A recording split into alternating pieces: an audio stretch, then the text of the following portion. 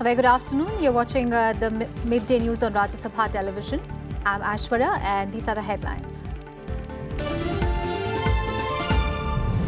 Rajya Sabha adjourned for the day over Rafale and Kaveri issues. Vijay Goyal accuses Congress of deliberately creating disruptions. Says Anand Sharma wrongly accused him of demanding Rahul Gandhi's apology on Rafale deal. Government rejects Congress's demand for a JPC probe into the Rafale deal. In Lok Sabha says Supreme Court verdict has set things clear. Repeated disruptions in the lower house over the issue.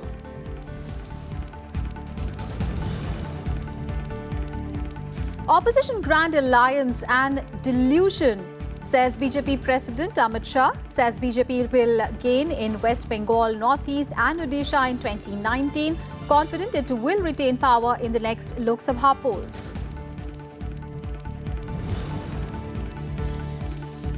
P. Chidambaram questioned by Enforcement Directorate in the INX media money laundering case. Case over alleged irregularities in clearance to INX media for receiving foreign funds when Chidambaram was the finance minister.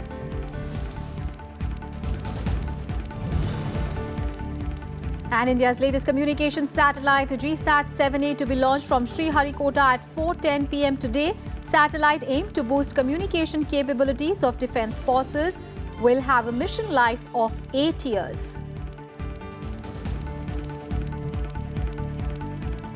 The Rajya Sabha has been adjourned till 11 a.m. on Thursday. Vijay Goyal demanded that Congress leader Anand Sharma withdraw the remarks made by him in the House on Tuesday. Goyal said that Sharma had wrongly quoted him to say that he had demanded an apology from Rahul Gandhi on the Rafale issue. Goyal charged Sharma with misleading the House and said that the government is ready for a discussion on all issues, including the Rafale deal.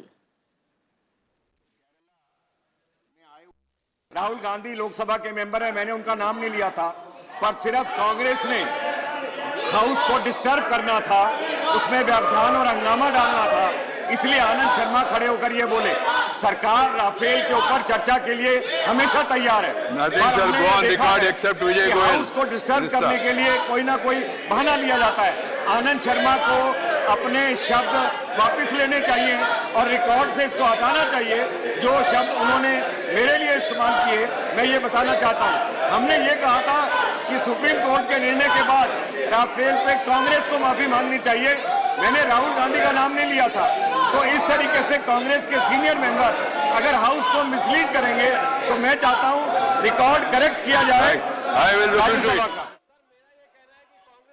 And BJP's Bhupendra Yadav also said that the Congress is not allowing the House to function as he was slated to raise the issue of the comment made by Congress Chief Minister Kamal Nath against migrants in Madhya Pradesh, and other members raised the issue of Kaveri again today, creating a din. The chairman then adjourned the House for the day. Congress जानबूझकर पूरे house को disturb कर रही है। Sir, सबसे पहले मेरा तो जीरो आवाज दिया हुआ है कि एक संवैधानिक पद पर बैठे हुआ कोई भी व्यक्ति किसी भी दूसरे राज्य के व्यक्तियों के खिलाफ, नागरिकों के खिलाफ घृणा का भाव नहीं फैला सकता है। सर, ये गंभीर विषय है। मेरा जीरो आवर का विषय लिया जाना चाहिए था, जो एक महत्वपूर्ण विषय था। सर, उस विषय को रोकने के लिए कांग्रेस आज पूरे हाउस को डिस्टर्ब कर रही है। सर, मेरा विषय रिकॉर्ड पे लिया जाए। It is very clear that none of you want the House to run, except some honourable members who are silent. This being the case, I don't want this to be seen by the people. So I adjourn the House to meet at 11 a.m. tomorrow morning. And Rajya Sabha chairman also informed the House about the contribution of MPs from their MPLAD funds for rehabilitation work in Kerala post the floods. There has been a large-scale devastation which took place in August 2018 in various parts of Kerala due to floods and landslides. Heavy damage to life and property due to the calamity has been reported, as many people lost their lives while thousands have been left stranded. I, along with the Honourable Speaker, Lok Sabha, have made a joint appeal to all the members of Parliament to contribute generously from their MPLAD funds and also to donate their 1 month's salary for relief and rehabilitation works in the affected areas. Thereafter, the Honorable Deputy Chairman, Rajya Sabha, has also sent letters to the members of Rajya Sabha in this regard. I am happy to inform you that 97 members of the Rajya Sabha have contributed rupees 36 crores 65 lakhs 50,000 from their MPLAD funds, and 60 members donated their 1 month's salary amounting to rupees 58 lakhs 69,999 for relief and rehabilitation works in the affected areas of Kerala. I, on behalf of all the members of the House and on my own behalf, express my appreciation to all those members who have contributed for this noble cause. I also take this opportunity to request the members to contribute generously from their MPLAD funds, also to donate their 1 month's salary for relief and rehabilitation works in the flood-affected areas of Kerala, and this money will be sent to the government of Kerala for proper utilization of the same for taking care of the relief and rehabilitation program of the people of Kerala. And the Rajya Sabha chairman also informed the House that a holiday has been declared on 24th and the 26th of December to accommodate the requests of the members from the Northeast and Kerala to attend Christmas festivities. As I have received a request from different sides of the House, now it is decided that 24th, Monday, will be a holiday, and then 26th also will be a holiday, in view of the request by members from the far-off places, because they have to attend to the Christmas celebrations and come back Northeast and Kerala. Keeping that as an exception, we have decided like this. So keeping that in mind, I request all of you to cooperate and see to it that we operate to complete the remaining business. Our colleague Akhilesh Suman is now joining us live from Parliament. Akhilesh, a different day, but the same script really unfolding in the Rajya Sabha. Government insisting that it is ready for all discussion on all the issues, and opposition saying that privilege motion against the government on Rafale deal should be accepted. But now that, 24th to 26th has also been declared a holiday, very few days really are left in the winter session for House to transact any legislative business.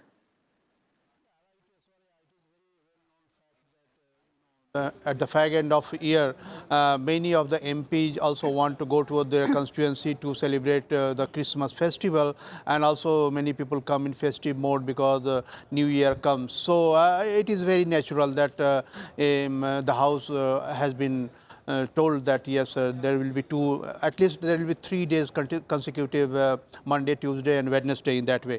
So given the fact that, so many business are there in the House, but I was talking to, some Congress leader and also some RJD leaders, and I was asking that if the government is offering for a discussion on Rafale deal, what is the problem? Why don't you want to discuss it? You can raise the issue of joint parliamentary committee, constitution of joint parliamentary committee in that discussion also. So it was very interesting answer. They are telling that first the government should declare the JPC, and then we will be ready to discuss the issue on the floor of the House. So this is the major point of a stalemate, that they are ready to discuss the issue in the House. Whenever I ask them, they tell that we are ready to discuss the issue on the floor of the House, but the government will have to declare that JPC will be constituted. So first this is the commitment and then discussion. So this is the stalemate, and I think that this stalemate is not going to end very soon. I expect that at the fag end of the of this session, there might be some discussion on the issue, and opposition telling that we want joint parliamentary committee meeting, and in that way the session will end as far as, but a stalemate may continue for coming few days.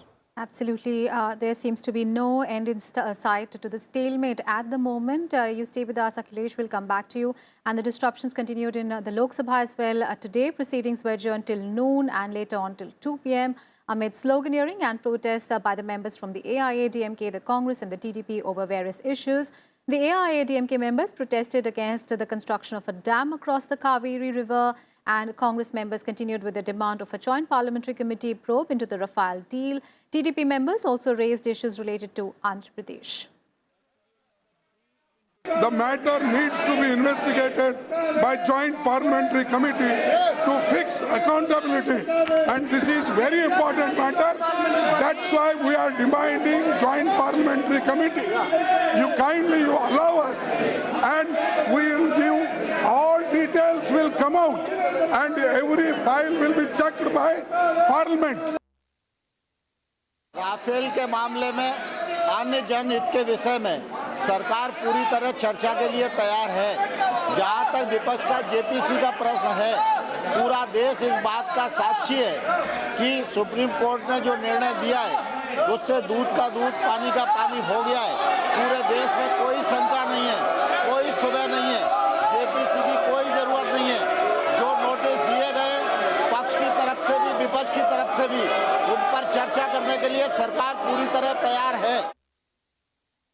अध्यक्ष महोदय, मुझे यह निवेदन करना है, यदि विपक्ष चाहता है कि राफेल के मामले में चर्चा होनी चाहिए, हम चर्चा के लिए पूरी तरह से तैयार हैं। Let's go back to our colleague Akhilesh. Akhilesh, as far as Lok Sabha is concerned, it will reconvene at 2 p.m. Can we expect, proceedings to happen? What all can we expect? Because there is a discussion also slated to happen in the Lok Sabha today. As far as I don't expect, because I was asking to the Congress members, and one of the senior Congress members told that we are not going to court. We were asking that if you have some grievances over the court verdict, why don't you go to the court and ask for a review? So they are telling that we don't want to go to the court, and once court has given the verdict, we cannot go for a review because there are so many misinterpretations of the same fact. But they are stressing that JPC is the only answer to our demand, and JPC is becoming a political issue. They become very sarcastic when you ask that what is the past of JPC, how JPC has functioned earlier, and what have been the conclusions of JPC. So they very clearly say that this is a political issue, and this political issue is based on partisan attitude about some issues. So I think without going into JPC, Lok Sabha also I think today is not going to function smoothly even after 2 p.m. Aswarya. All right, Akhilesh, thank you so much for those updates there. So stalemate really continuing in both houses of parliament over the issue of JPC probe into the Rafale deal. And those were all the news related to Parliament's winter session. And right now we'll go into a very small break. We'll be right back with more news.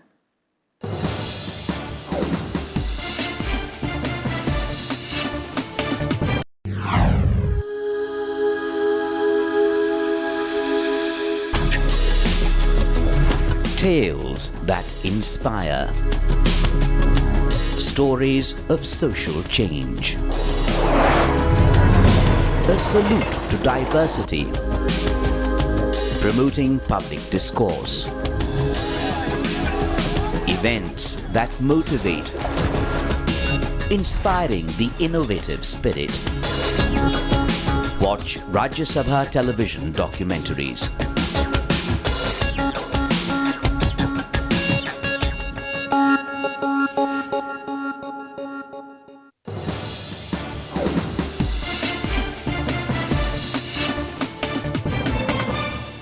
Welcome back after the break. Let's get to some other news now. BJP President Amit Shah has called opposition's plan to forge a grand alliance for the 2019 Lok Sabha polls an illusion. Now, speaking at a Republic summit in Mumbai, Amit Shah expressed confidence of BJP retaining power in the elections with gains in West Bengal, the Northeast and Odisha in 2019. He said it is necessary for the country to have a strong government, and regional leaders of the alliance cannot help each other.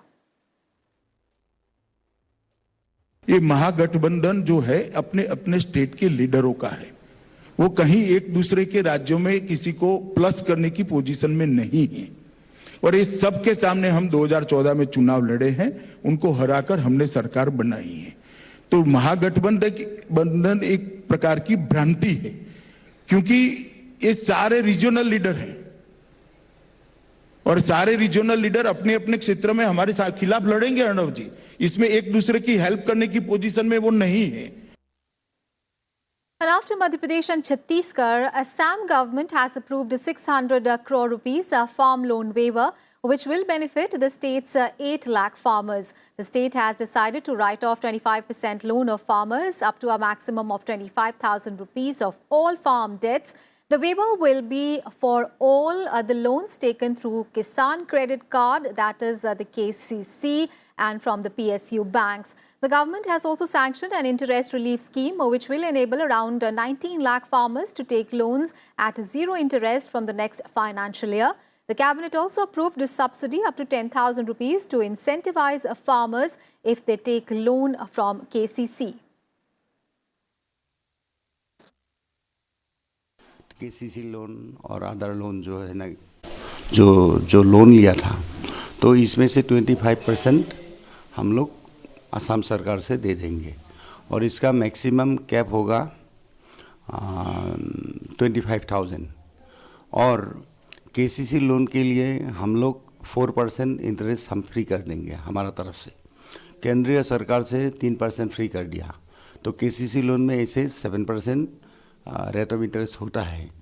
तो ये जो rate of interest है तो ये 4% हमारा असम सरकार का तरफ से और 3% केंद्रीय सरकार का तरफ से, मतलब जीरो इंटरेस्ट में किसान केसीसी लोन किसान को मिलेंगे।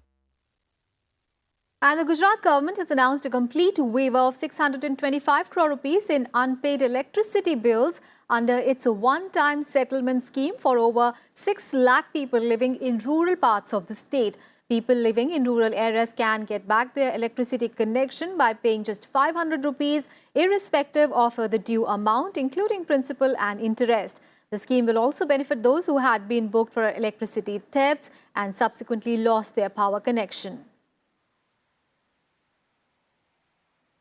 News from Madhya Pradesh, where several leaders have criticized the Chief Minister Kamal Nath's comment that locals in the state were deprived of jobs due to migrants from Bihar and Uttar Pradesh getting jobs. The BJP accused Kamal Nath of promoting divisive politics and pitting one region against the other. JDU leaders called the statement an assault on the federal structure of the country. Leaders of the RJD, left and former Uttar Pradesh Chief Minister Akhilesh Yadavs termed Kamal Nath's comments as wrong, as the constitution allows every citizen of the country to live and work anywhere. Meanwhile, the BJP's members also staged a protest and raised slogans demanding an apology from Kamal Nath outside his Delhi residence on the issue. However, the MP Congress hit back, saying that the Madhya Pradesh Chief Minister was talking about providing employment to the people of his own state. And Finance Minister Arun Jaitley is speaking after releasing the Nithya Yogas strategy document for New India at 75. The strategy document prepared by the Nithya Yoga is to define clear objectives for 2022-23 in diverse areas. Let's cut across live. We know what the targets are. And obviously there was no better organization other than the Nithya Yoga which could have done this job. For the reason that one of the functions of the Niti Aayog now also is to act as a think tank. And with the kind of human resource the Aayog has, they obviously have the intellectual facility also to think ahead.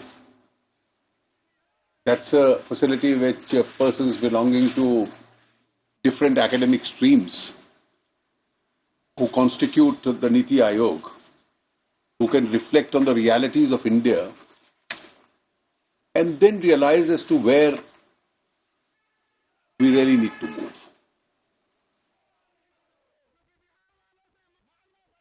I think when we determine the strategy for New India, we also look at where we stand today. We stand at a very important era in Indian history where we can make up for a large number of lost opportunities of the past. Now, whether it was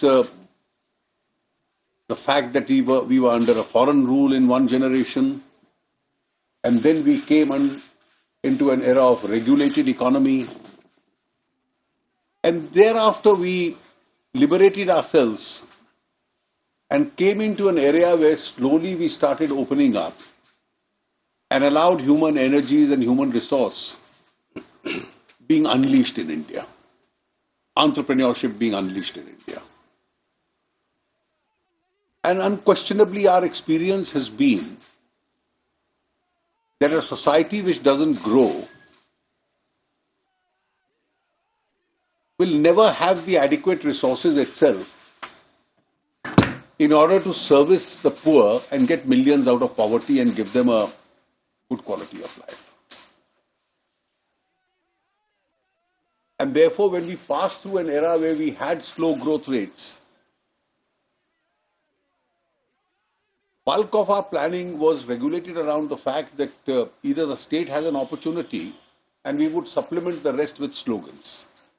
Slogans were never backed up with either resources or they were never backed up with any significant or material change that took place on the ground. But today, I think situation appears to be different. And it appears to be different because having experimented various models, I think the debate has unequivocally been settled in favor of the fact that the economic model that we have been moving towards post-1991 certainly has paid very large dividends to India. But then, how do we tackle the problem of poverty? How do we still get millions who live in unacceptable conditions out of that? And therefore, our entire emphasis on reforms, on market reforms, on allowing entrepreneurship to grow, really has to be accompanied by some social consciousness of the economic planners. And that is why we've evolved this model where you allow India to grow, you allow entrepreneurship, you allow private sector to play a very important role, you get the government in to supplement where private sectors are not available, and you utilize these increased resources of the government, of the state, towards a better infrastructure, better townships, better healthcare facilities, better educational opportunities, and you put a large part of it as a resource in order to service the poor. They could be urban poor or they could be those living in rural areas. And the last few years that we've had these programs go on at a fairly rapid speed, we can see the effect of the change. And the change itself has been instrumental in raising the level of popular aspirations. So the aspirations are growing, people are becoming more impatient, they want things to happen faster. And therefore, if we look at the various verticals in which the Nithya Yogas proposal for a strategy for New India, it really encompasses all areas. How do you grow in areas of science, technology, education, healthcare, social sectors? How do you eradicate poverty? How do you concentrate on better infrastructure, better smart cities, and so on? And it's a fairly comprehensive agenda that they've laid down.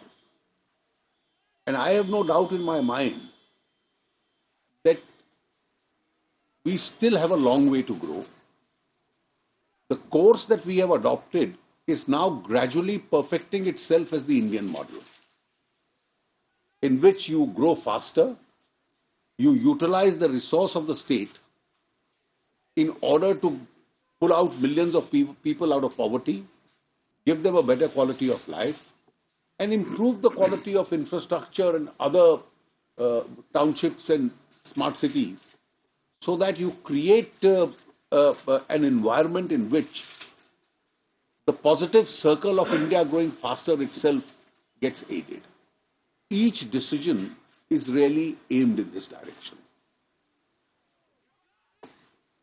I think when you think in terms of sound policy, the obvious debate whether sound policy pays more or slogans pay more. In democracies, these debates always will arise. Slogans have a transient life. they get found out. If they are not implemented, it doesn't take a decade or a generation to realize that they've been not implemented. The aspirational people, the people with a high level of aspiration and a very low level of patience now, will point out on day 2 or day 3 about the inability to convert slogans into reality. But sound policy will always put economy on a track in which it will perpetually get people out of poverty and give them a better quality of life. I think I've had an opportunity to glance through this entire document. An advance copy was sent to me earlier. And I have no doubt in my mind that this agenda that they have put into the public domain is a great agenda for debate. It would be extremely fruitful, not only for us in the government, but also for state governments and others, to have a serious look at it, because every brick in it, whether by the state or by a local body or by the central government or by other private businesses and others, would really have to be added up in order to add the entire energy of the system, in order to see that we become a much better country, keeping in mind the fact, historically we have squandered several opportunities. Fortunately, we are at a cusp of making history where in the last at least few decades, India has started making the full utilization of those opportunities. And that seems to be the course to go ahead. I am extremely grateful to Dr. Rajiv Kumar and his colleagues for having invited me, and I wish to compliment them for having prepared a very serious and a well thought out document, which at least will constitute a discussion on the future national agenda for India. Thank you, sir. Thank you so much. Thank you very much, sir. Thank you for your perspective. May I now request the Vice Chairman, Nithya Yogas, Rajiv Kumar, who's been... All right, so that was Finance Minister Arun Jaitley speaking after releasing the Niti Ayog's strategy document for New India at 75. Now, this strategy document prepared by Niti Ayog is to define clear objectives for 2022-23 in diverse areas that are critical for India's transformation, including poverty alleviation. And with that, we wrap up this edition of Midday News. Thanks for watching.